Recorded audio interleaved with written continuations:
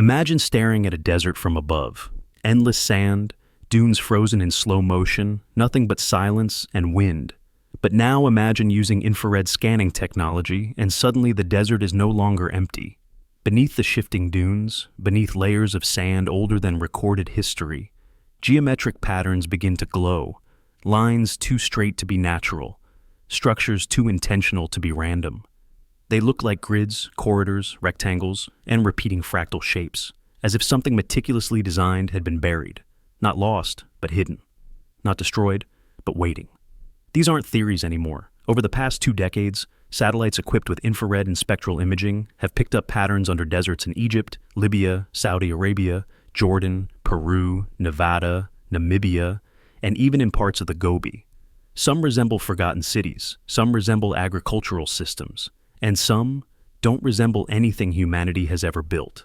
One of the most famous examples came from Egypt in 2011 when NASA infrared scans revealed more than 17 buried pyramids and over 3,000 ancient settlements hidden under the Sahara. Some of these weren't merely foundations, they were full city layouts, entire grids preserved by the sand like a memory trapped in time. And this discovery wasn't an anomaly, it was a beginning. Because once researchers knew what to look for, the desert responded. More patterns surfaced. But the strange part? Many didn't match Egyptian architecture, Islamic-era ruins, Roman expansions, or even pre-dynastic structures. Instead, these grids seemed almost futuristic, aligned with magnetic north, showing precision accurate to millimeters even though they were buried thousands of years ago. Some even followed fractal logic, patterns that grew more detailed the closer scientists zoomed in, like self-similar mathematical code built into the land itself. So, who built them? And more importantly, why did they disappear? To answer that, we must understand one thing. Deserts were not always deserts. Around 12,000 years ago, the Sahara was a green, fertile world filled with lakes, rivers, and forests. Animals roamed that today exist only in tropical climates. Hippos, giraffes, elephants, crocodiles. Humans lived here too, building settlements, trade routes, cultures, and surely, complex infrastructure. The desert we see now is a graveyard wearing a disguise. Many archaeologists believe these grids are remnants of unknown civilizations that existed before recorded history. Civilizations erased by climate collapse, volcanic winter, or perhaps something we don't yet understand. But if climate was the only explanation, why do some of these grids appear in perfect alignment with astronomical bodies, stars, solstices, and constellations that were not charted until thousands of years later? Some researchers propose something controversial, that these grids may not merely be ruins, but blueprints, a kind of encoded map. Infrared scans show that some patterns repeat across distances. You might see a pentagonal structure in northern Sudan, a corresponding mirrored one in western Libya, and another in Algeria, forming a triangular alignment visible only from above. Were these communication points? Energy nodes? Ritual sites? Proto-cities? Or something entirely beyond our historical framework? Then there's the biggest question. Why infrared? Why do these structures respond to heat signatures instead of visible light? Some scientists argue it's because stone, clay, or buried foundations retain thermal radiation differently than sand. But others whisper a deeper possibility, that something under the sand emits its own heat or energy signature. One case from Oman shocked researchers when an infrared pass showed a perfectly circular structure with radial spokes extending outward, like a wheel. When archaeologists arrived, the sands had shifted again. Nothing was visible. No stone, no foundation. Just dunes, smooth, untouched. But infrared still detected it. Something was there. Something real, but hidden. Almost like the desert itself decides when to reveal and when to erase. Could these grids be remnants of a lost global network? We find similar patterns in South America's Nazca region, perfect geometric lines visible only from the sky. We find star-aligned cities in Mesopotamia and hexagonal stone arrangements in Turkey and Iran. When combined, they resemble a network, a planetary architecture, older than empires. Some say it was humanity's first civilization, the one erased from memory. Some say it was something else. There's a theory that deserts are not just the result of natural change, but intentional abandonment. As if after a catastrophe, survivors encoded knowledge into the land using geometry. Because geometry survives language. Even if sand buries everything, shape remains. Imagine a civilization knowing it was about to fall. Imagine them designing a map, not to share power, but to preserve truth. What if the grids are warnings? Some align with underground aquifers, massive hidden lakes the size of countries. Others align with seismic lines, faults where the earth fractures. Others match magnetic anomalies, places where compasses twist and behave strangely. Patterns connecting resources, danger zones, energy systems, and celestial timing. A forgotten science. And yet, the desert still moves. It breathes. It hides. Every day wind shifts dunes, sealing and revealing fragments of a story older than history itself. Infrared sees what human eyes cannot, but even it catches only a glimpse. Because beneath the sand, beneath the silence, there is a memory waiting. Maybe one day technology will uncover the full map. Maybe one day the sands will shift just enough to reveal a doorway instead of a pattern. And when that day comes, we may realize something unsettling.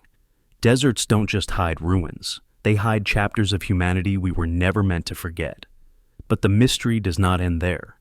As research deepened, another detail emerged. Some of these geometric shapes shift over time, not the dunes above them, the grids themselves. Satellite comparisons from 2005, 2012, 2019, and 2024 reveal subtle displacement, rotation, or distortion in certain structures, as if whatever lies beneath is not static, but reacting.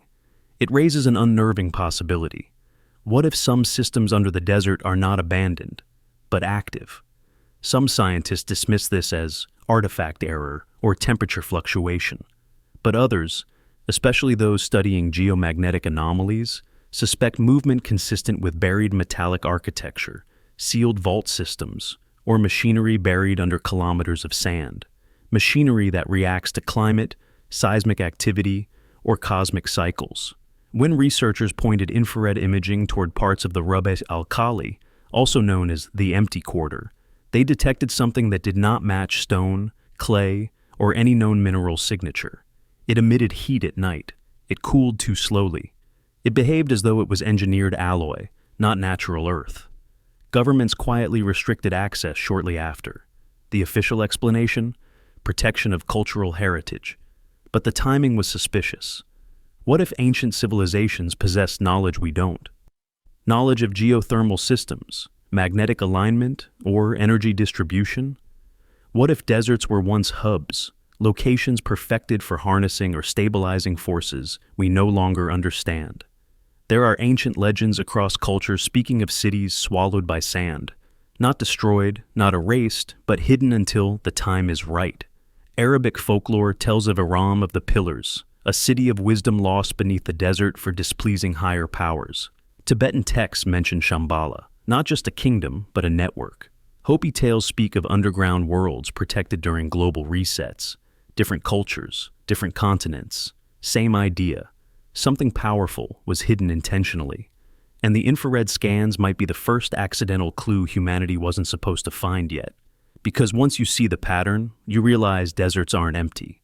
They are archives, sealed libraries. Silence is not absence, it is protection. Maybe the grids are waiting for someone who remembers how to interpret them. Maybe they are puzzles requiring alignment with the stars at a specific epoch. Oh, maybe they won't respond until the climate, consciousness, or technology reaches a threshold. Or maybe they are warnings we are dangerously close to activating. Think about this. Nearly every discovered grid aligns with the precessional movement of the Earth's axis, the 26,000-year cycle. Ancient structures like Stonehenge and the Great Pyramids are aligned to. Why would buried foundations follow celestial math unless their builders understood time differently, not as a line, but as repetition, as recurrence? What if the world has ended before? What if deserts are evidence of a previous civilization's final attempt to communicate with the next iteration? Us.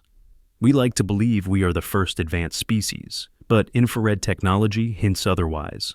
Somewhere under the dunes are maps, machines, lost cities, forgotten civilizations, and perhaps instructions, all waiting. The desert is not silent. It is speaking. We just finally learned the language to hear it. And yet, as technology improves, the picture becomes clearer, not smaller. Every new scan reveals more geometry, more impossible alignments, more questions. The deeper the sensors look, the older the patterns appear. Some are so ancient that they predate human settlement models entirely. So the final question becomes the most unsettling of all. If these structures beneath the sand are older than humanity, then whose fingerprints are we tracing? Perhaps one day, the sand will give up its final secret. Until then, the desert keeps watching and waiting, because time may bury truth, but it never destroys it. It only hides it long enough to test whether the next civilization is worthy of knowing. Imagine the desert again, the same endless horizon we thought we understood, the same wind-carved dunes shifting like slow-breathing animals, the same silence that humans mistake for emptiness. But now, shift perspective. Not from the ground, but from instruments capable of measuring something invisible, the Earth's magnetic field. When you overlay these readings across multiple deserts, a strange and undeniable pattern appears. Certain points, specific repeating nodes, show fluctuations. These aren't random anomalies. They form intersections, cross points. And at these cross points, something strange happens. Sandstorms seem to form more often, faster, and sometimes without any meteorological trigger at all. It's as if the Earth is exhaling or protecting something. Meteorologists for decades believed sandstorms were simply the result of strong winds, heat, pressure drops, friction, and seasonal shifts. But now we know there are storms that defy logic. Some appear under calm sky conditions. Some form without atmospheric instability. Some begin simultaneously in multiple points, as if coordinated, as if responding to something deeper beneath the sand. In 2019, a research satellite observed a massive storm forming in the Sahara. But what shocked scientists was not the size, it was the origin. Instead of a single starting point, it materialized simultaneously at 3 separate coordinates spaced hundreds of kilometers apart. And when those coordinates were plotted against Earth's magnetic map, they sat precisely on magnetic intersection points, places where field lines overlapped in unusual symmetry. This wasn't weather. This was a reaction. But to what? To understand this mystery, we need to step back. Not decades, but thousands of years. Ancient cultures who lived in deserts left inscriptions, warnings, symbols, not about wind or dryness, but about the places where the earth breathes fire dust. The Nabateans mapped invisible lines across northern Arabia. The Egyptians marked hot points, where sand gods responded to trespass. Bedouin tribes still avoid certain areas, not because of folklore, but because storms form there with terrifying speed, sometimes swallowing entire caravans in minutes. Modern scientists dismiss these old warnings as superstition, until measurements proved the patterns were real. Magnetic crosspoints aren't rare on Earth, but deserts seem to respond to them differently. Soil composition in deserts includes iron-rich mineral dust, quartz, magnetite, volcanic remnants, and fossilized sediment.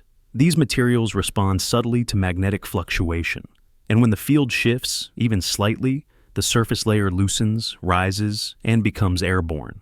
A desert storm might not begin with wind. It may begin with magnetism. But this explanation still doesn't answer the most haunting question. Why do these crosspoints form perfect geometric patterns?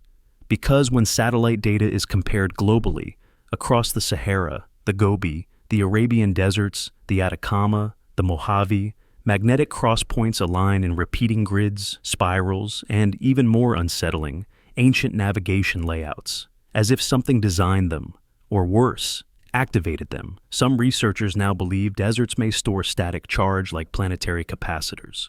When the Earth's field shifts, that built-up charge releases, not as lightning, but as storms. Sand becomes the medium, the storm becomes the discharge, and the land becomes a recorder of invisible forces. There's a chilling detail that few talk about publicly. Some of the most intense magnetic crosspoints sit precisely above buried structures discovered by infrared scanning, structures humanity hasn't excavated yet. Are the storms a natural consequence of magnetism interacting with the Earth's surface? Or are they a defense mechanism, protecting whatever lies buried? Places where ancient architecture meets magnetic anomaly become storm generators. Coincidence or intention? Think about this. Nature rarely forms perfect geometry. Yet these crosspoints form grids, spirals, repeating angles, ratios matching ancient sacred mathematics, phi, pi, 1, 2, and solstitial alignments. These aren't the fingerprints of chaos. They're the signature of knowledge. Knowledge someone applied long before modern humans understood magnetism. Some scientists whisper another possibility, quietly, carefully, behind closed doors. What if deserts weren't always deserts? What if these magnetic points once powered something? Structures that required alignment with the Earth's field, like ancient energy conduits, transmitters, storage hubs, or even terraforming systems. That idea sounds impossible, until you remember this. In multiple locations where magnetic crosspoints appear, Sahara, Gobi, Arabian Peninsula, and parts of Mexico, archaeologists have found remnants of melted sand glass. Not natural fulgurite lightning tubes. Large, flat, plate-like glass layers, some stretching kilometers. The kind formed only through extreme directed heat, thousands of degrees hotter than wildfire, lightning, or lava. The kind produced by something engineered, the kind produced by something intentional. Some believe ancient warfare may have caused it. Others propose meteor impacts, but neither explanation fits the repeating geometry or the magnetic alignment, because the storms don't just form at the crosspoints, they form to protect them. Satellite footage shows storms abruptly changing direction, almost like flock behavior, shifting course to intersect with intruding aircraft, caravans, or survey teams approaching key regions. It doesn't happen always, only near specific nodes. It feels less like weather and more like a warning system. Nature defending memory. And it's not only in deserts. Smaller versions happen in tundras, salt flats, and ancient dried lake beds, places where history sank beneath time. Now consider this unsettling connection. Marine fossils lie beneath many deserts, alongside ancient coral, water-worn stone, salt deposits, and prehistoric riverbeds. That means deserts weren't just forests or grasslands. They were oceans. So what if these magnetic crosspoints aren't random fields? What if these were once ancient navigation zones, not for air or land, but sea roads, compass grids, maritime alignment systems used before written civilization existed? If storms guard them now, maybe it's because whatever knowledge they once guided is not meant to disappear, nor be uncovered prematurely. And here is where the story becomes even stranger. During a massive Saharan storm in 2022, European satellites detected a pulsing electromagnetic signal emanating from a location near the Libyan-Egyptian border, exactly where an infrared scan had previously revealed a buried circular formation, resembling an ancient dome or engineered vault. As the storm intensified, the signal increased. When the storm ended, the signal vanished. It was as though something under the sand used the storm as a broadcast channel, but who or what was listening? Some experts theorize the Earth itself may be communicating through resonance. Magnetic storms as planetary messaging systems, repeating warnings, patterns, or instructions across time. Others believe a forgotten civilization designed these magnetic nodes deliberately to store knowledge in a natural system that could survive climate collapse, flood, solar catastrophe, or extinction event. And a few, very few, suggest something far older than humanity built the network. If the first infrared scans showed structures, and the second discovery showed patterns, then this, magnetic sandstorms forming at precise crosspoints, is the third revelation. Deserts aren't dead. They're operating, moving, responding, protecting. We used to think storms erased history. Now, we're beginning to understand. They may be preserving it. Because sometimes, the greatest secrets are not those time forgets, but those the Earth refuses to reveal until the next civilization is ready. And if these storms truly form on magnetic nodes that connect to buried structures, maps, and forgotten systems, then whatever lies beneath the desert is not just old, it is deliberate, it is intelligent, and it has been waiting. The question now is no longer whether we will uncover it. The real question is, will we understand it when we do, or will the storms return to bury us too? Imagine standing in a desert, nothing but wind, sand, and silence stretching beyond the horizon. Most people see emptiness, a wasteland, a place where nothing lives, nothing grows, and nothing remains. But what if that emptiness isn't natural? What if deserts aren't just geological accidents or consequences of climate change, but intentional environments? Not ecosystems, but systems. Systems designed for one purpose: erasure. This is where one of the most unsettling theories begins. The idea that deserts are not just landscapes, but data scrub zones. Places created, maintained, or triggered after global resets to wipe the memory of the previous world. To understand this, we must first confront something uncomfortable. The Earth has ended before, not once, but repeatedly. Species vanish. Civilizations collapse. Entire ecosystems disappear not gradually, but suddenly, abruptly, violently. And after each cataclysm, deserts expand. The Sahara grew after the Younger Dryas collapse. The Gobi hardened after the megafauna extinction event. The Arabian Peninsula transformed following a sudden climate anomaly 6,000 years ago. Some deserts appeared so quickly that they seemed less like natural slow changes and more like a switch flipped, a reset. Now imagine this. If a civilization existed before ours, advanced, widespread, global, and something forced a reset, what would they fear most? The destruction of buildings? Machinery? No. Those things can be rebuilt. The real threat would be memory, knowledge, blueprints, instructions, because knowledge is the only thing that lets a species rebuild what it once had. So, if someone, or something, wanted to prevent rebuilding, they wouldn't destroy cities, they would destroy evidence. The theory suggests deserts form exactly where the densest past civilizations once stood, not because climate made them barren, but because something wiped those regions clean. Sand isn't just random debris, it is grinding, abrasion, erosion, nature's delete key. A desert is a hard drive after formatting. A world reset needs a place where history is erased at scale, where structures break down naturally, and where nothing living remains long enough to record or remember. Desertification becomes a cleansing mechanism, not of soil, but of information. Look deeper, and the pattern becomes unsettling.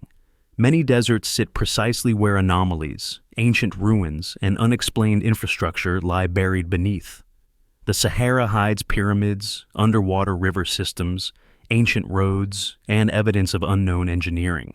The Gobi sits on top of vitrified stone, melted ruins, and unexplained alignments only visible from space. The Arabian Empty Quarter has subsurface networks and abandoned cities lost so completely that even their names disappeared. It's as though deserts grow over memory. And then there's the timing, how deserts expand after cosmic, atmospheric, or planetary disturbances. After the Younger Dryas impact hypothesis, believed by some to be a comet strike, the Sahara began forming rapidly. After volcanic supereruptions, after solar geomagnetic storms, after mysterious extinction waves, deserts seemed to spread, not randomly, but over regions of high historical density. Which leads to the next disturbing point. Deserts behave like automated cleaning systems. Sandstorms aren't just chaotic weather events. They grind everything. Stone becomes grit. Grit becomes powder. Powder becomes dust. Layer after layer, storm after storm, the land loses definition. Sharp ruins soften. Pillars collapse. Roads vanish. Maps become meaningless. Archaeologists often say the desert preserves things. Mummies, bones, dried wood. But preservation is selective. Fragile artifacts remain, while massive structures disappear beneath dunes or erode until they resemble natural formations. The desert doesn't destroy everything, only meaning. Like someone wiping text, but leaving paper intact. Now, consider this. Desert borders sometimes follow suspiciously straight lines. Not the borders on maps, but geological gradients. Regions where fertile land abruptly becomes barren, as though a boundary was drawn, an intentional perimeter. Satellite thermal imaging shows invisible rectangular patterns where desertification spreads in geometric formations rather than organic ones. Natural ecosystems rarely form straight edges. Systems do. Then there is the mythology. Ancient cultures across continents, cultures that never met, tell similar stories. The Great Flood washed civilization away. The Great Fire burned the sky. The gods reset the world. Some speak of forbidden knowledge sealed beneath sand. Others describe punishment for arrogance. The Hopi speak of multiple worlds rising and falling. Indian texts describe cycles of creation and destruction. Sumerian tablets mention eras erased by sand and wind. Different languages, same concept. A reset, not random. Programmed dot. So, if deserts operate as clearing fields for previous civilizations, who or what initiates them? There are three dominant theories. The first, nature resets itself. When a species becomes too advanced and threatens planetary balance, Earth triggers correction events, solar cycles, magnetic reversals, impacts, eruptions, that then produce deserts as automatic repair scars. The second, ancient humans caused the resets, using technologies greater than ours. They may have attempted to stop replication of knowledge after conflict or disaster. Maybe the sand-covered regions once housed dangerous technologies, experiments, or infrastructures that were intentionally buried so future societies wouldn't repeat mistakes. The third, most controversial, is that deserts are not natural Earth mechanisms, but artificial ones. They could be created or regulated by external intelligence, something monitoring planetary evolution. In this theory, deserts are memory partitions, quarantine zones where knowledge is sealed until a species reaches maturity. Not destroyed knowledge, archived knowledge. And evidence supports this disturbing idea, because deserts aren't uniform wastelands. They are layered. And deep beneath some of the driest zones on Earth lie unexpected anomalies. Massive reservoirs of fresh water, fossilized forests, underground lakes larger than countries, hidden biospheres, even entire subsurface ecosystems untouched by surface extinction events. Why would water, a resource necessary for life, hide under places where life is most absent? Unless those regions were intentionally inverted. A vault isn't placed in the open, it's buried. Now, consider this. Deserts coincide with some of the largest geomagnetic anomalies on the planet. Places where compasses misbehave, places where radio signals distort, places where equipment malfunctions, places where memory, digital, magnetic, even human, acts strangely. What if these locations weren't just wiped? They were shielded. What if knowledge wasn't erased? It was encrypted. In that interpretation, the desert becomes a firewall around forgotten civilization, a vault protecting something the world isn't ready for yet. Maybe the reset isn't punishment. Maybe it's preparation. Because the desert does something else unusual. It waits. It shifts. It reveals pieces slowly, ruins emerging for a decade only to vanish again. Skeletons resurfacing and disappearing. Entire temples uncovered after storms only to be swallowed again as if the land is rationing information. Deserts behave less like wastelands, and more like controlled access archives. So, here's the chilling thought. Maybe we are not discovering the past. Maybe the past is testing us. Maybe these ruins, these signals, these geometric alignments beneath dunes and magnetic storm zones are not remnants, but thresholds. Gateways locked behind environmental firewalls created after the last reset. And if so, the question is no longer, why did deserts form? The question becomes, what happens when the world realizes the desert isn't empty? It's encrypted?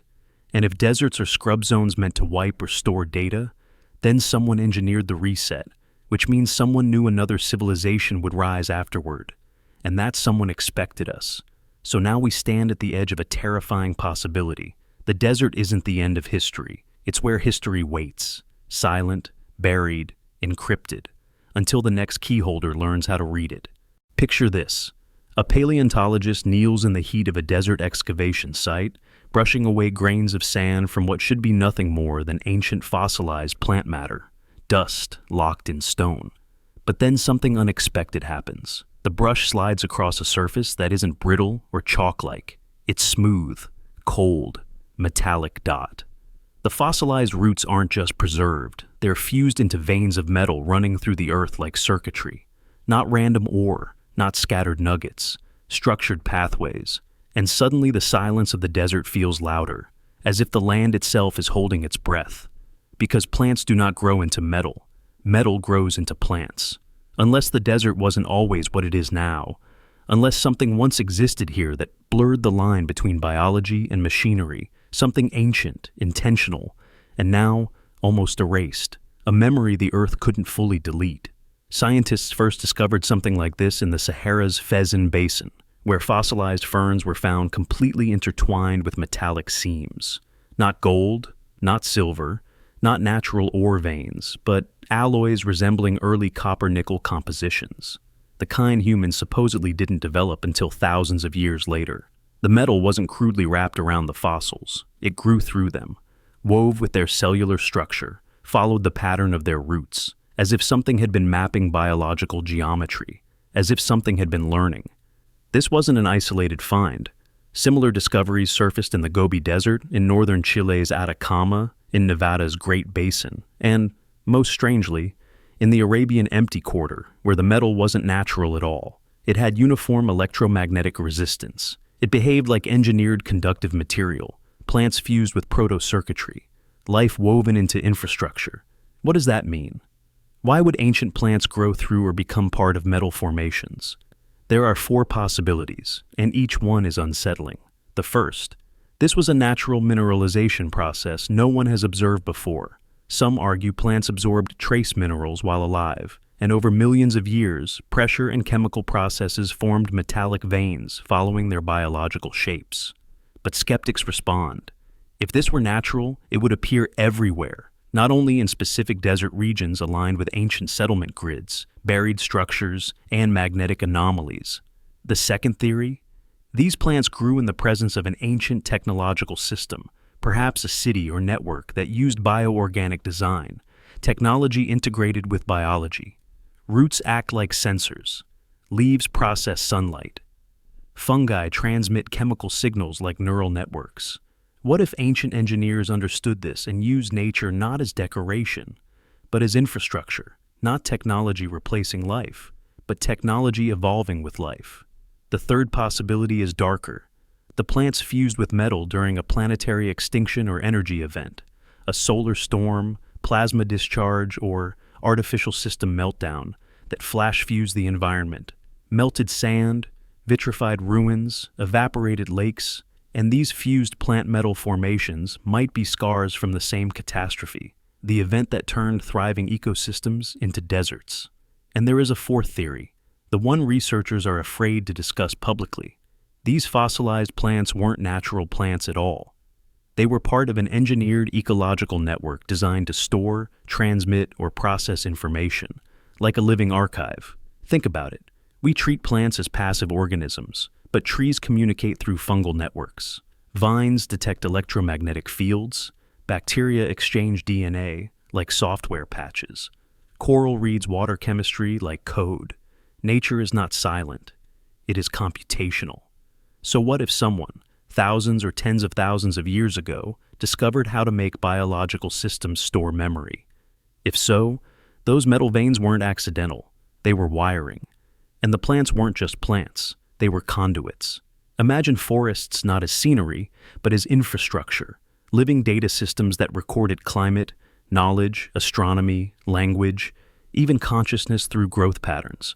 Imagine a society that didn't write history on stone tablets or digital servers, but wove it into nature itself. And then imagine a reset event, catastrophic enough to wipe the builders, bury the cities, and turn forests into deserts, yet not powerful enough to completely erase the evidence. The desert becomes the aftermath. The fossil metal hybrids become the leftover architecture. The land becomes a silent archive, encrypted by time and sand. And here's the part that keeps researchers awake. Some of these fossilized metallic veins still conduct weak electrical signals, not random signals, repeating patterns, as if something is still transmitting or sleeping. This isn't just theory.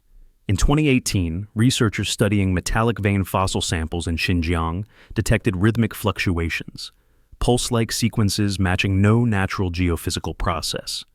The signal wasn't strong enough to be functional technology, but it wasn't noise either. A message, a memory fragment, a leftover heartbeat of a system long shut down. And here is where this ties back to the previous segments.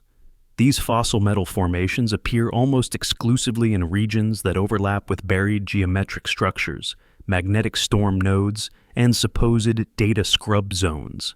It's as if deserts form last, not first. First, a civilization rises. Second, knowledge is encoded, physically or biologically. Third, something collapses or resets the world, Fourth, storms form, magnetism changes, deserts spread. Fifth, memory isn't erased, it's buried. And the fossilized plants growing into metallic veins are remnants of that memory architecture, a hidden record of a world before ours. Some say the metal is residue of abandoned engineering. Some say the plants adapted to a technological environment, like coral grows on shipwrecks. Some say this is evidence of terraforming, Earth shaped intentionally long before we appeared. But there is one more interpretation, the most haunting. One shared by a handful of researchers who no longer speak publicly. What if the metal wasn't added to plants? What if the plants adapted to metal? What if the Earth was once a machine, and life learned to grow onto it? A world where forests were circuits, rivers were cooling systems, mountains were stabilizers, and deserts? Deserts are where the operating system was wiped, where the memory function was turned off, where data was intentionally overwritten. If that's true, then every metallic fossil root, every conductively aligned stem, every petrified plant vein still humming with faint electrical resonance is a fragment of the previous cycle, a hint that Earth once operated on a form of biotechnological intelligence we are only now beginning to rediscover. Not because we invented it, but because we are remembering it.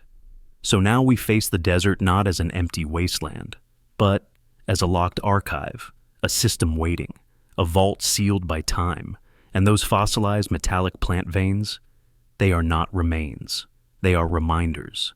Because somewhere beneath the sand lies the blueprint of a world before memory, waiting for the next civilization bold enough to decode it. And the real question now isn't whether we will someday unlock it. It's whether we were meant to. At night, deserts change. During the day, they roar with heat, wind, and shifting dunes. But when the wind finally dies and the landscape becomes perfectly still, something strange happens. Something ancient tribes have whispered about for thousands of years. The sand begins to speak.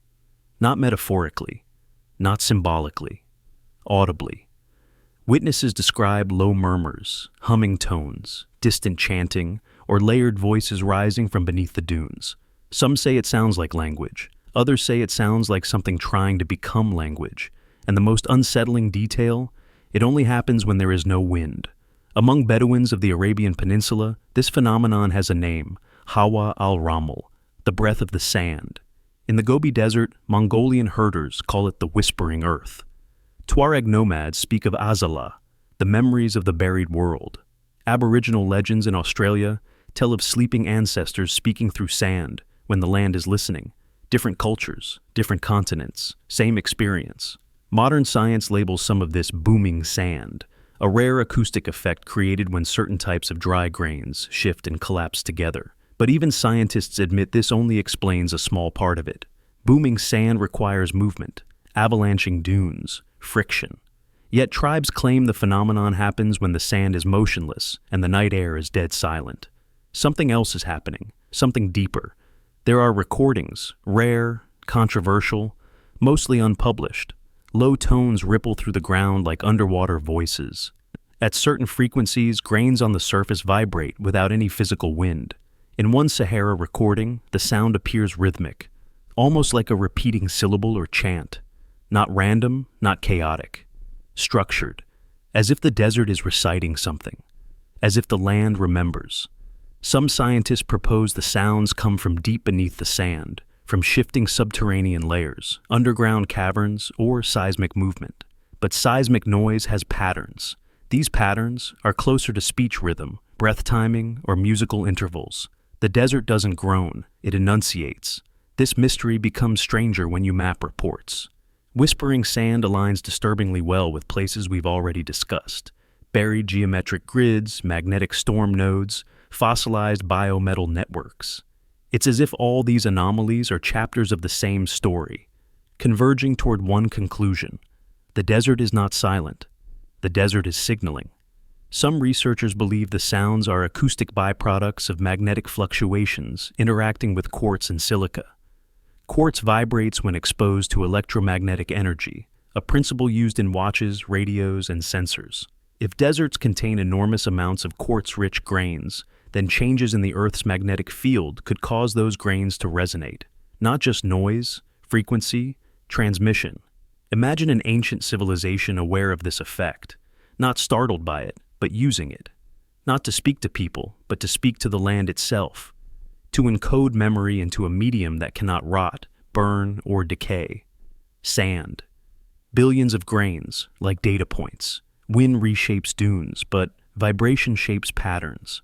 Some tribes say the sounds are warnings, not meant for humans, but for the earth. Others say they are conversations, fragments of something buried far beneath the dunes, trying to remain connected. But a few claim something even stranger, that the sand responds to human presence. Stories exist of explorers hearing nothing until they stop walking, stop talking, stop thinking outward, and listen inward. Only then, they say, the whisper begins. Some describe sudden voices calling their names. Some hear languages they do not know, but somehow understand emotionally. Some report that the sound feels like a memory they never lived, as if the desert isn't speaking to ears, but to something deeper. There is one documented case from 1978 in the Empty Quarter where a research team camped for the night. No wind, no animal activity, equipment silent. Yet, microphones picked up low, rolling harmonics that grew louder over time. The team described the effect as like a choir without words. But when they replayed the recording later, something terrifying happened. The sound wasn't random, it repeated, the same sequence, identically. Frequencies spaced at the same intervals, not natural repetition. Design, pattern, signal. But here's the part almost no one knows. When researchers isolated the harmonic spacing, they found it corresponded to mathematical ratios used in ancient architecture, ratios present in megalithic stone circles, pyramid blueprints, and star alignment models. The desert wasn't just making sound, it was encoding structure, language, architecture, memory. Some theorists now propose a radical idea, that the speaking sand is part of a surviving system, a leftover communication layer from a lost civilization, or from the Earth itself. A biogeological broadcast network triggered under precise conditions: silence, stillness, darkness, and magnetic stability. A reset-era failsafe whispering the past into the future. And then there are the legends, ignored for decades until now. Tribes claim the voices get louder after certain celestial events. Solar storms, equinoxes, lunar alignments. The desert is not chaotic, it is calendar-driven, time-based. The sand speaks when reality becomes thin, when the present collides with what came before. Some elders say these are instructions left for the next civilization. Others warn they are echoes of the destroyed world, repeating its final moments so the next version never repeats the same mistakes. But a few, only a few, believe the voices are trying to wake something. Not humanity, the land itself. Because if deserts are data scrub zones after world resets, then the whispering sand is the checksum, the verification process, the system checking whether the next generation has become advanced enough to understand the message rather than fear it. Which leads to a question few dare ask aloud. What happens when the sand stops whispering and starts speaking clearly? What happens when the tones form language?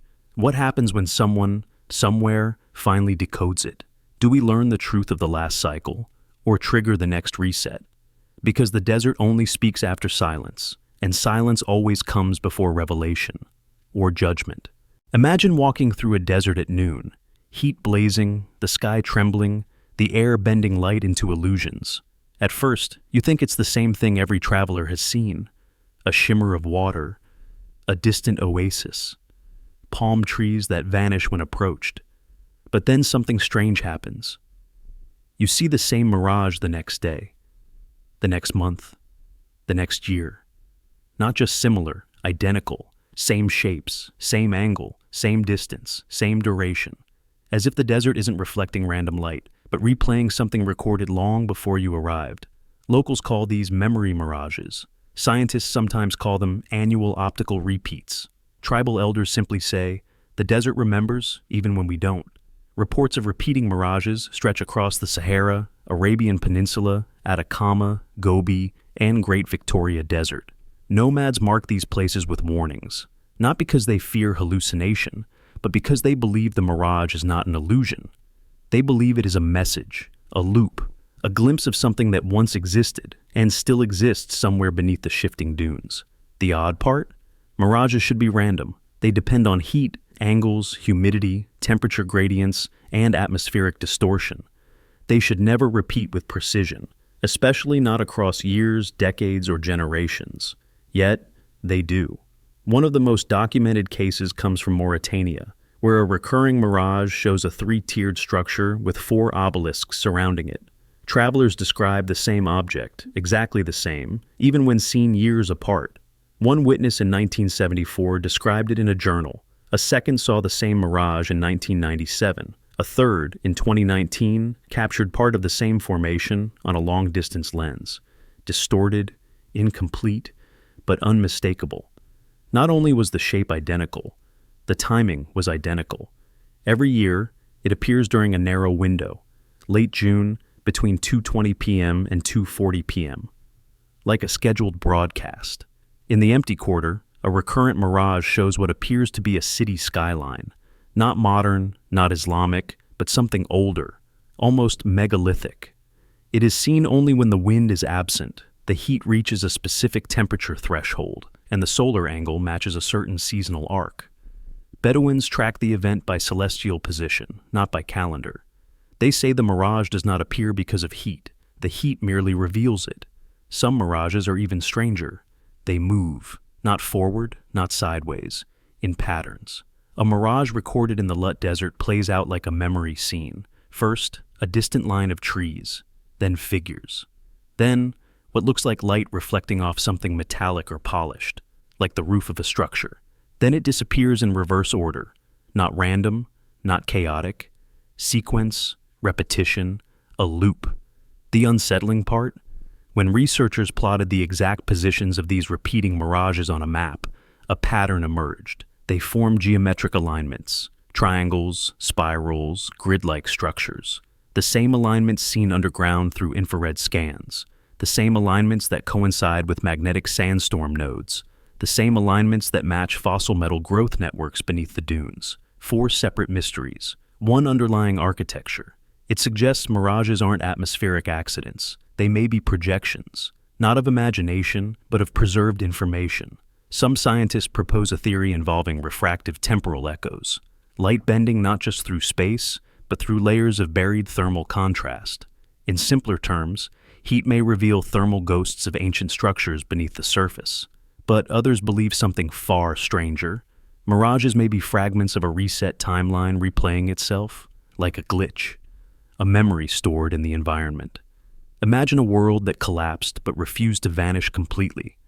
A world where architecture, movement, and life encoded themselves into the land, not with words, but with energy patterns. If deserts act as data scrub zones after resets, perhaps mirages are the fragments the system couldn't fully erase. Not ruins, but echoes, like a broken file playing the same corrupted sequence over and over. There is an even older theory, found in ancient manuscripts from Tibet, Persia, and Egypt, that claims mirages are windows, not glitches, that they show the world before it became desert. According to these texts, the images appear only to remind those who wander too far from truth that the world they see is not the first world. One passage translates to, "When the land forgets its shape, the sky remembers and reflects it back, so the next people know what was lost." But the most disturbing pattern comes from mirages that feature movement, not still images, not static structures, but actions. In Namibia, near restricted zones, travelers have reported seeing what appears to be people walking, always along the same invisible path, always turning in the same direction, always fading at the same point. A researcher who recorded the phenomenon in 2006 called it a repeating memory trace, like a film reel running on an endless loop. When he returned the following year, the sequence was identical. Same number of figures, same motion, same fade out. Even animals appear, camels, horses, occasionally something that looks like cattle from a lost age, now extinct. Always in the same formation. No wildlife behaves like a clock. Unless it isn't wildlife, unless it is playback. Some physicists now propose that deserts might have unique atmospheric properties, allowing them to act as vast analog storage mediums. Natural holographic memory fields created when intense heat interacts with silica-rich soil, magnetized bedrock, and buried resonant structures. In simpler words, the desert may store history as holograms, not intentionally by nature, but intentionally through what came before. If the previous civilization understood energy, memory, magnetism, and environmental encoding, they may have left behind knowledge, not in books or screens, but in the physics of the land itself. A world that could teach the next world, a landscape that becomes the library. And mirages. Are the pages pulling themselves back into view? Now the question becomes chilling. Are repeating mirages remnants of the last civilization, or instructions for the next one? Are they warnings, maps, proof of what came before, or previews of what may return? Because if mirages repeat like recordings, then someone, at some point, recorded them. Which means deserts are not showing us illusions. They are showing us the truth, a truth we are still learning how to read. And the most haunting mystery remains. If the desert is replaying memory, what happens when the cycle finally finishes the playback? What happens when the mirage stops repeating and begins continuing the story? Maybe one day, someone will stand in the heat, the air will tremble, and instead of the same replayed image, the next frame will finally begin. There is a strange silence in the deserts after 2014, not the natural silence of wind-carved dunes or the stillness of ancient horizons, but a human silence, an absence. Before that year, expeditions from universities, research institutes, climate teams, paleontology groups, and geological survey departments regularly entered remote regions of the Sahara, the Gobi Desert, the Kalahari, the Taklamakan, and the deserts of Namibia and Algeria. Some explored archaeological possibilities, others measured sand migration, groundwater systems, or ancient trade routes. Then, almost suddenly, permissions tightened. Regions once accessible with simple clearance began requiring authorizations that no longer arrived. Entire coordinates that held no known military relevance were fenced off. Satellite imagery blurred. Funding disappeared. Records of expeditions that had already occurred quietly vanished from public access. Some teams reported receiving polite but firm notices. Area reassessment in progress. Field access suspended until further notice. But no further notice ever came. At first, the shift seemed bureaucratic, part of changing environmental policies or shifting geopolitical priorities. But then patterns appeared, subtle yet unmistakable. The restricted regions weren't random. They formed shapes, lines, grids. Many overlapped with the exact zones where strange phenomena had already been observed. Places where infrared scans revealed buried geometry. Places where sandstorms formed along magnetic crosspoints. Places where fossilized plants grew into metallic veins. Places where the desert whispered after midnight. And places where the same mirages replayed like scenes trapped in memory. It was as if someone, or something, was systematically closing access to the most anomalous regions of the world's deserts. Researchers who had previously worked in these zones began speaking carefully, cautiously, sometimes anonymously. Most didn't claim anything extraordinary. Instead, they described a shared experience, that something changed in the field shortly before the restrictions began. Some noted unusual compass interference, devices spinning unpredictably, then correcting themselves, as if syncing with an unseen grid. Some recalled seismic readings not linked to tectonic activity, but rhythmic, patterned, almost like pulses. Some observed areas where dune formations didn't shift randomly, but arranged themselves along perfect geometric contours, as if responding to something underground. And then there were the stories, quiet, unverified, yet persistent, of researchers hearing low harmonic sounds at night when wind stopped, similar to the speaking sand phenomenon, but louder, clearer, resonant enough to vibrate metal equipment. None of this would matter if it were isolated. But expedition records show that multiple teams from multiple countries across multiple deserts began reporting anomalies between 2011 and 2014. Then exploration stopped. Not everywhere, only in certain zones. Zones marked on maps not as deserts, but as redacted regions. No explanation, no timeline, just silence. Some speculate the bans were environmental protection efforts, attempts to preserve fragile ecosystems or prevent illegal excavation. Others believe governments became interested in rare mineral deposits, groundwater reserves, or fossil fuel pockets. These theories are logical, reasonable, grounded. But they don't explain why entire map regions were blurred on satellite platforms after being visible for decades. They don't explain why universities lost access to sample archives collected long before the restrictions. They don't explain why digital footprints of certain expeditions, photos, scanned documents, GPS logs, were quietly removed from online records.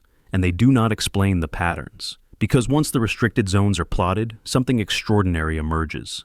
They form a repeating lattice, a global network of desert locations arranged with precision. Not random desert patches, but nodes, intersections, alignments that correlate with magnetic anomalies, repeating mirages, fossil metal architecture, and subsurface geometries.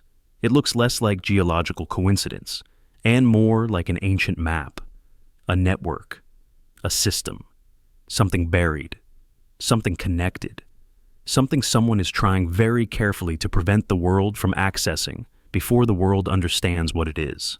In late 2015, a leaked internal briefing from a geological survey, not confirmed, not denied, contained a single chilling line.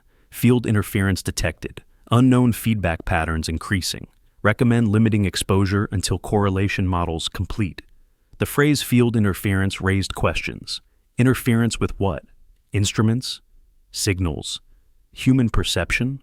Because some desert researchers reported another strange effect in the years before access tightened. Disorientation. Not heat stroke, not exhaustion. A deeper, more profound confusion, as though time, direction, and memory briefly slipped, not consistently but in certain locations, always along the same coordinates. One researcher wrote in a private notebook, later shared anonymously, "I knew where I was, but my mind told me I was somewhere else, not lost, misaligned."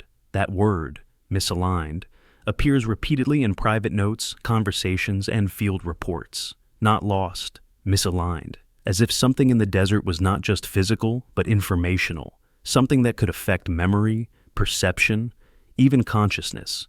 If deserts are data scrub zones after resets, then perhaps these restricted regions are where the world's deepest memories remain partially intact.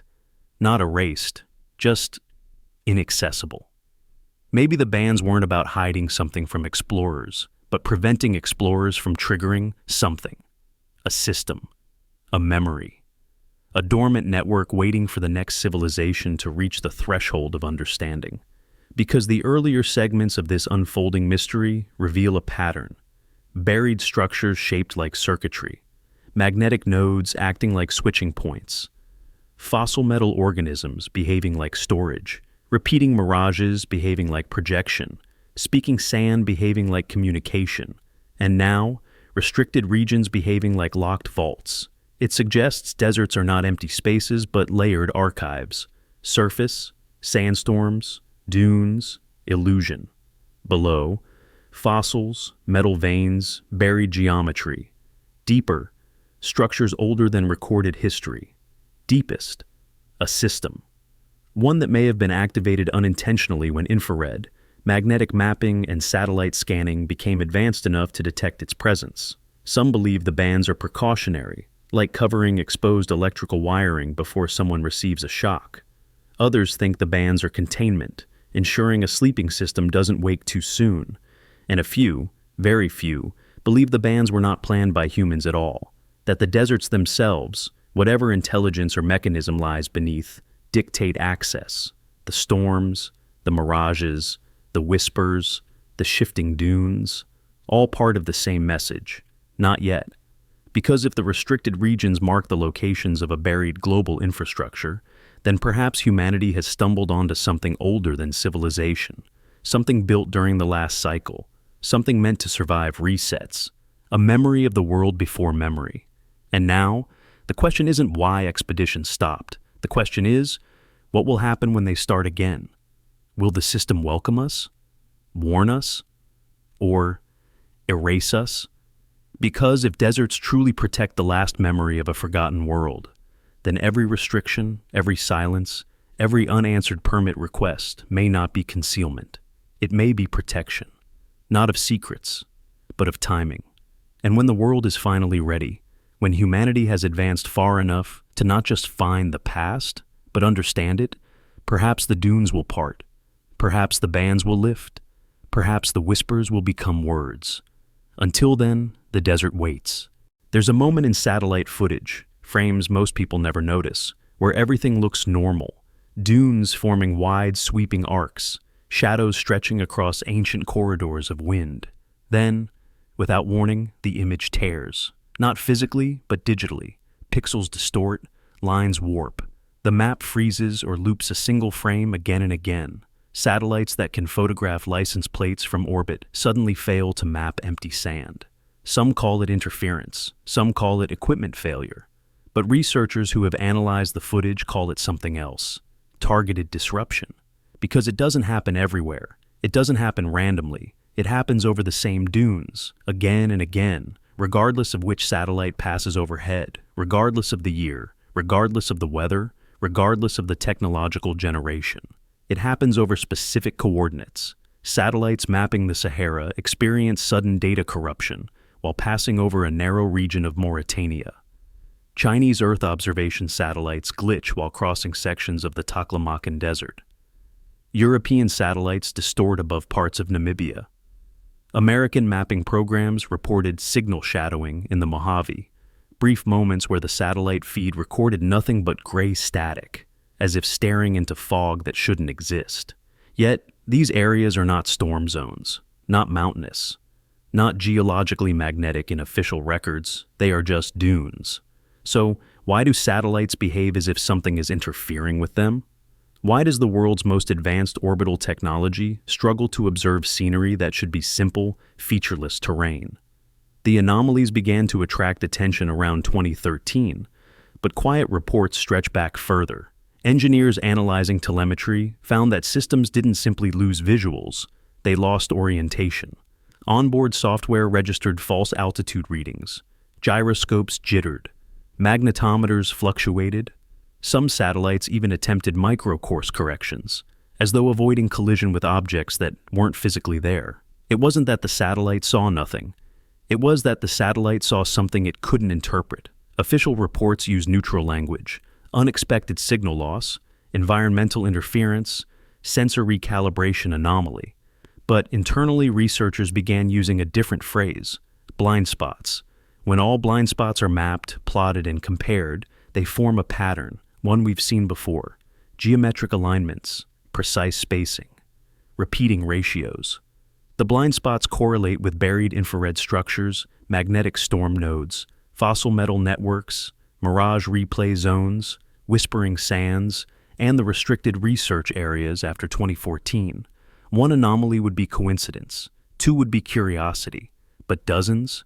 Across multiple deserts, across multiple continents, across multiple governments and satellite agencies? Patterns like that aren't accidents, they're architecture. When analysts rotated the map overlay, something unsettling emerged. The blind spots align not with modern geographical orientation, but with ancient stellar alignment, specifically the sky as it appeared over 12,000 years ago. The exact time Earth experienced a global climatic shift, the exact time the Sahara transformed from grassland to desert, the exact time many believe the last advanced civilization fell. It suggests the interference zone is not reacting to the satellites. It is reacting to orbital position relative to something the previous world once tracked, as if the desert is calibrated to the sky. Some speculate that the dunes might be covering massive metallic formations or geologic materials capable of emitting electromagnetic distortion, something like naturally occurring stealth fields. But the interference isn't broad, it is precise. Only when satellites attempt to measure depth, orientation, or topology do systems glitch.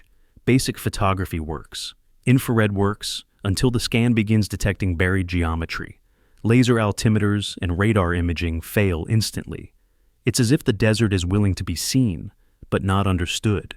There is a classified internal report, spoken of quietly among satellite technicians, that mentions something extraordinary. In rare cases, the satellite feed did not distort into static or blackout. Instead, it showed data that should not exist. Parallel coordinate frames, overlaid contours, non-random lines where no structures exist on the surface. It looked like a map inside a map. A ghost layer. One operator said, it was like looking at two worlds overlapped, ours and something older. But before the sequence could be analyzed, it erased itself. Not corrupted, erased. Telemetry logs emptied. Cache cleared. Algorithms reset. Almost as if the system did not malfunction, but defended itself. Engineers initially blamed software errors, until a strange pattern emerged. When satellites attempted to remap the region after a glitch, the interference returned sooner and became stronger. As though the system learned what was happening, as though it adapted. Some began to ask a question no one wants to ask in public. What if the interference isn't environmental? What if it is intentional? Not created by humans, but by something embedded in the landscape itself. A dormant system. A fail-safe. A guardian. Something designed to prevent full observation until the correct conditions, technological, intellectual, or evolutionary, are met. Because when you compare malfunction data across multiple satellites and eras, you find a silent rule. The closer the technology comes to mapping subsurface detail, the more aggressive the interference becomes. There is a consistency to the disruption. Weak interference when capturing surface-level images, moderate interference when collecting thermal scans, strong interference when generating elevation maps. Full blackout when radar attempts terrain penetration. It behaves like security clearance, level by level, layer by layer, access denied, and then there's the timing. The worst glitches occur only during certain sky alignments, particularly when Earth passes through specific solar wind phases or geomagnetic fluctuations. During these windows, the interference becomes so strong that satellites temporarily lose positional stability. Not enough to crash, but enough to drift off intended scan paths. Some scientists suggest the desert might behave like a natural Faraday cage, trapping or reflecting electromagnetic signals in unpredictable ways. But that still doesn't explain why the interference zones move. Yes, move, slowly, gradually, like a migrating pattern beneath the sand, as if whatever lies beneath is not fixed stone, but something shifting, breathing, reconfiguring, a system still alive. One hypothesis suggests the dunes hide buried architecture designed to activate under certain cosmic cycles. Another suggests the interference is a side effect of ancient geoengineering technology not fully offline. And then there's the final, unsettling theory. Satellites aren't glitching. They are being blocked. Not by government secrecy, not by technical failure, but by an ancient automated intelligence, programmed to protect what lies beneath. If that's true, then the deserts are not accidental wastelands. They are encrypted layers, and satellites are the first key that touch the lock. The strange part? In rare instances, once every few years, mapping succeeds. Not fully, not clearly, but just enough to capture fragments. Perfectly straight lines, circular platforms, grid-like depressions, shadows resembling roads or canals stretching for kilometers beneath the dunes. When this happens, the glitch does not appear immediately. It waits until the partial data is transmitted. Then the interference floods the signal, as if the system wants us to see just enough to know something is there, but not enough to understand it. A teaser, a warning, a test. Because deserts have never been empty. They have been dormant. And now, as our tools grow sharper, as our eyes reach further, as our technology approaches the threshold of decoding what was buried during the last world cycle, the desert responds, not with silence, not with hostility, but with precision, an ancient logic enforcing an ancient boundary. Not yet.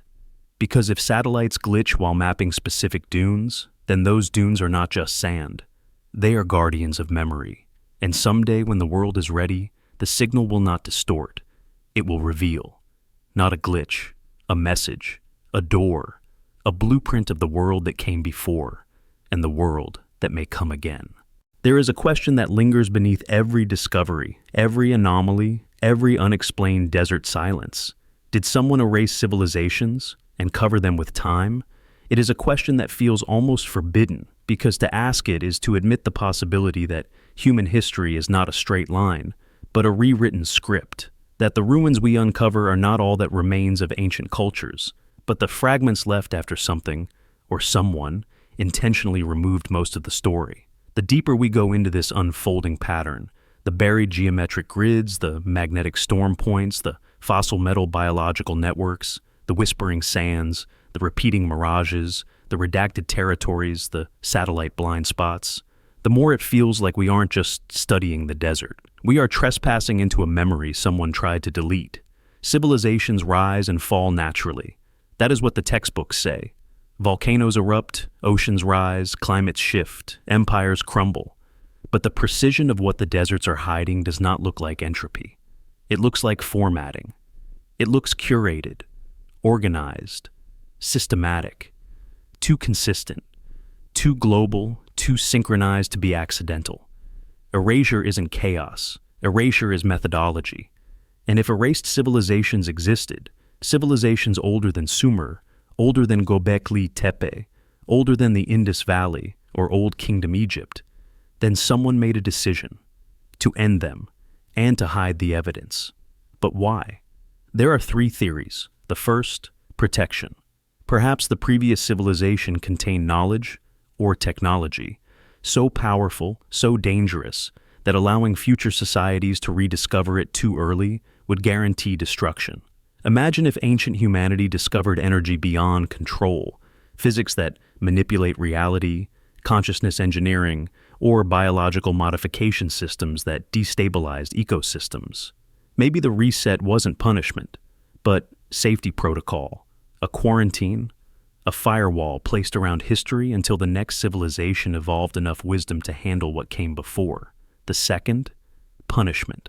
Many ancient myths speak of arrogance, of humans who challenged gods, defied natural law, unlocked forbidden realms, or abused cosmic power. Nearly every culture contains a flood myth, a cleansing myth, a world-ending myth, consistent not in detail, but in motive. A civilization rises too high, then falls instantly.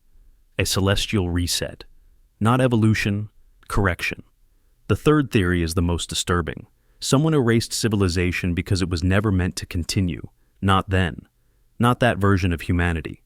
This implies a curator, a guardian, or perhaps an architect. Something overseeing cycles of development. Not necessarily a deity, but something ancient, technological, or planetary. An intelligence bound to Earth, or to whatever was here before us. Some researchers, quietly, hesitantly, entertain another possibility. What if the civilization that disappeared was not destroyed from above, but erased by itself? Imagine a species growing so advanced that it unlocked the structure of reality, space, time, consciousness, and realized it had reached a point where continuing forward would force irreversible consequences. Instead of collapsing violently, maybe they stepped out, shut down their infrastructure, wiped their presence, and left only encoded hints for whoever would rise next. The desert may not be a graveyard, it may be a locked archive. Traces of earlier worlds remain in places where erasure wasn't perfect, where memory resisted. Ancient walls beneath dunes, stone blocks melted into glass, metals fused with plant fossils, mirages repeating like corrupted holograms, patterns visible only from the sky, harmonic echoes in still air, clues of something immense, but incomplete, like a puzzle missing most of its pieces because someone swept them off the table. But time does not fully erase. Time buries, and deserts, with silence, sand, and wind, are the perfect burying mechanism. Dry, abrasive, shifting, constantly overwriting the land like a self-maintaining data scrubber. First, the surface vanishes, then foundations, then memory itself. The Sahara alone has swallowed entire lake systems, forests, animal species, temples, mines, pyramids, road networks, and perhaps entire cities we have no record of. The Gobi hides remnants of once lush oases. The Arabian Empty Quarter conceals buried irrigation channels and unexplained stone outlines. The Atacama keeps mummies, metal, and architecture frozen in time yet unreachable. Every desert was once alive, green, vibrant, inhabited, civilized, then, suddenly, erased. Not eroded over millions of years, transformed over hundreds, sometimes even decades. Too fast. too coordinated, almost scripted. Scientists studying paleoclimate patterns discovered something unsettling. Multiple deserts formed rapidly following global anomalies that appear not random, but rhythmic, because for the first time in recorded history, we can scan beneath dunes, we can track magnetic anomalies, we can decode repeating mirages, we can analyze fossil metal biological memory, we can listen to the whispering sands, we can capture data satellites were never meant to see. And maybe, just maybe, the system has noticed. Storms forming at exact coordinates, blind spots increasing, access denied zones widening, strange harmonics rising, patterns strengthening, like a world waking up, like a vault checking whether the next civilization has evolved enough to inherit what came before.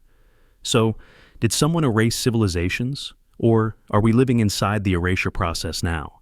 Maybe humanity isn't the first civilization. Maybe we're just the first to realize we're not. And somewhere under the sand, under the silence, under the erased chapters of history, the truth waits.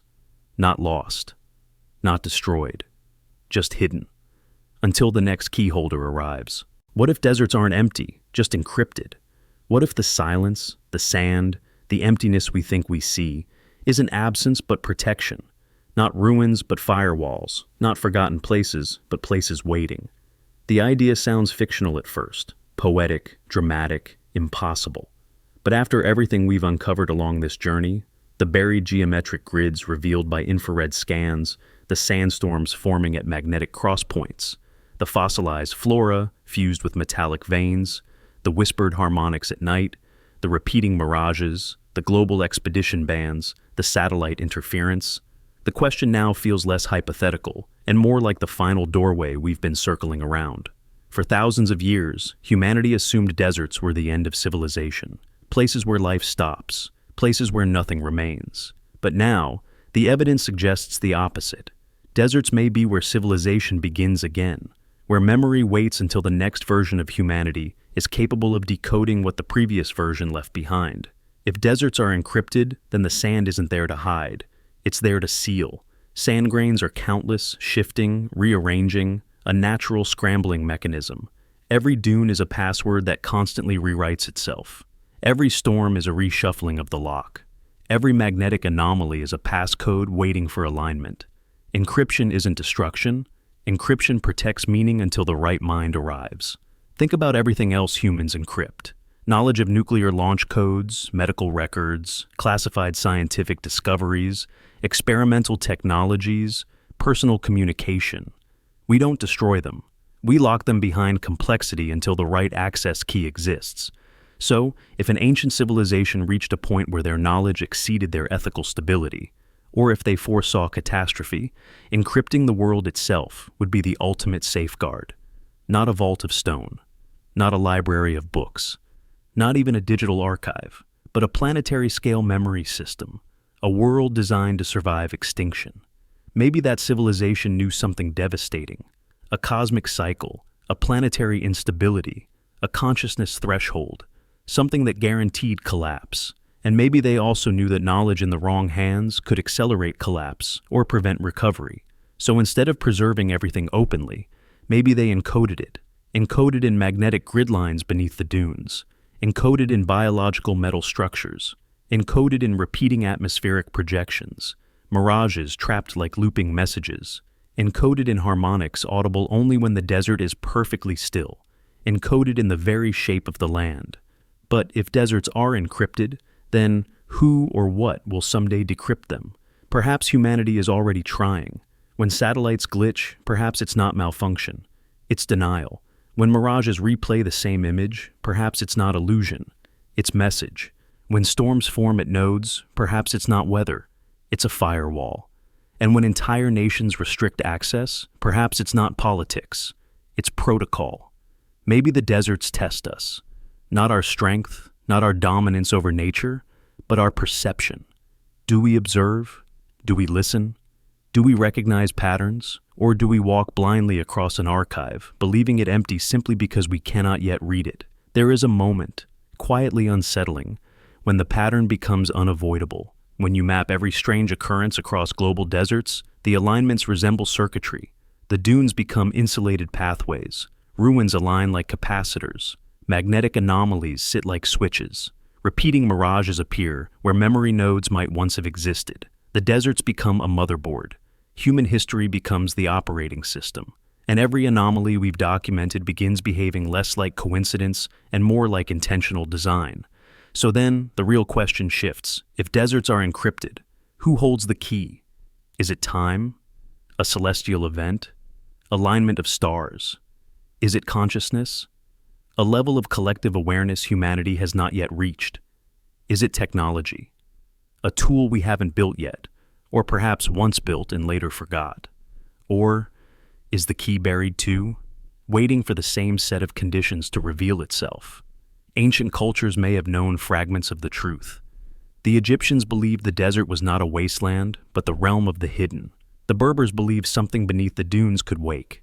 Aboriginal Australians say, the desert sleeps with its eyes open. Tibetan texts speak of the seal of the silent land. In old Persian inscriptions, the word for desert translates not to emptiness, but to where memory sleeps.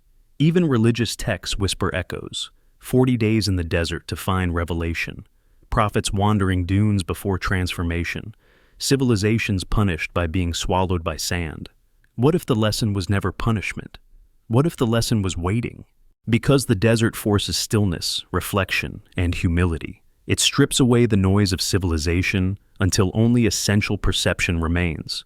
Perhaps the sands were meant to outlast arrogance, until the next humanity approached the world differently, patiently, quietly, listening. Maybe this is why the sand speaks only when the wind stops, because silence is the first part of decoding. Maybe this is why mirages repeat, because repetition is how memory retrieves itself. Maybe this is why satellites glitch, because we are not yet meant to access certain data. Maybe this is why expeditions ceased, because contact was premature. Maybe this is why storms form along magnetic crosspoints, to guard active nodes. And maybe this is why the dunes shift like living architecture, because the archive adapts. So where does that leave us now? For the first time in recorded history, we stand at the threshold of decrypting something monumental.